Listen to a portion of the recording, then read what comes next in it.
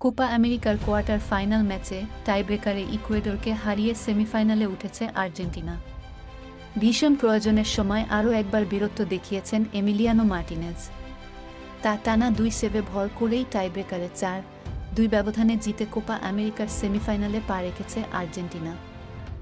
বাংলাদেশ সময় শুক্রবার সকালে কোয়ার্টার ফাইনালে মূল ম্যাচ 1-1 গোলে ড্র থাকার পর লড়াই গড়ায় টাইব্রেকারে লিওনেল মেসি এসেছিলেন দলের হয়ে প্রথম পেনাল্টি নিতে। গোলরক্ষক আলেকজান্ডার ডোমিঙ্গেজকে ভুল পথে পাঠিয়েছিলেন বটে, কিন্তু তার শট বার পোস্টে লেগে চলে যায় উপরে। এরপরই চমক দেখান মার্টিনেজ। ইকুয়েডরের হয়ে প্রথম শটটি নিতে আসেন অ্যাঞ্জেল মেনা। বাম দিকে ঝাঁপিয়ে তার শট রুখে দেন মার্টিনেজ। পরের শটে অ্যালান মিন্দার শটও আটকে সমর্থকদের আনন্দে ভাসান নেন।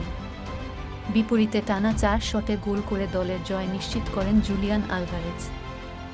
Alexis Mac Allister, Gonzalo Montiel ও ওতামেন্ডি, তাতে একটি শট বাকি থাকতেই উল্লাসে মেতে ওঠে বিশ্ব চ্যাম্পিয়নরা।